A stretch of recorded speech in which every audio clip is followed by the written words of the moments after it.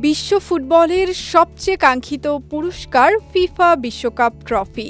কোটি কোটি ভক্তের স্বপ্ন আর ফুটবল ইতিহাসের সবচেয়ে গৌরবময় প্রতীক এই ট্রফি।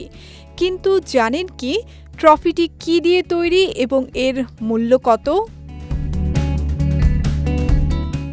বর্তমানে ব্যবহৃত ফিফা বিশ্বকাপ ট্রফিটির নকশা করেছেন ইতালিয়ান ভাস্কর সিলভিও গাজ্জানিকা, যা তৈরি করতে খরচ হয় প্রায় $50,000। 1974 সালে এই ট্রফিটি প্রথমবারের মতো ব্যবহৃত হয়। এই ট্রফির উচ্চতা 36.8 সেন্টিমিটার এবং ওজন প্রায় 6.2 কিলোগ্রাম। ট্রফিটি তৈরি করা হয়েছে 18 ক্যারেট খাঁটি স্বর্ণ দিয়ে। তবে এটি পুরোপুরি কঠিন স্বর্ণের নয়, ভেতরে ফাঁপা কাঠামোর ওপর স্বর্ণের আবরণ ব্যবহার করা হয়েছে যাতে ওজন নিয়ন্ত্রণে থাকে। ট্রফিটির নিচের অংশে রয়েছে দুটি স্তরের সবুজ রঙের ম্যালাকাইট পাথর, যা এটিকে আরও আকর্ষণীয় করে তুলেছে।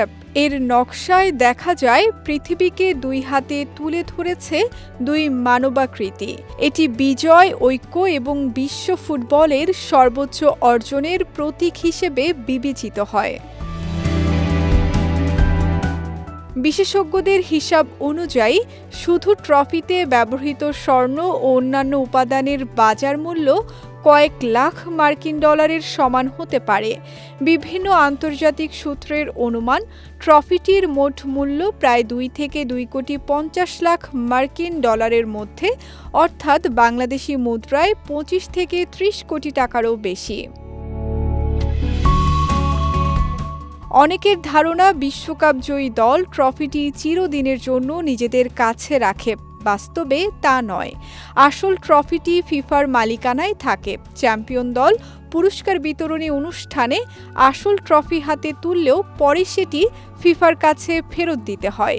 বিজয়ী দলকে দেয়া হয় স্বর্ণের প্রলেপযুক্ত একটি অফিসিয়াল প্রতিরূপ ট্রফি, যা তারা স্থায়ীভাবে সংরক্ষণ করতে পারে। সঙ্গীতা শাহ, বিজয় টিভি নিউজ ডেস্ক।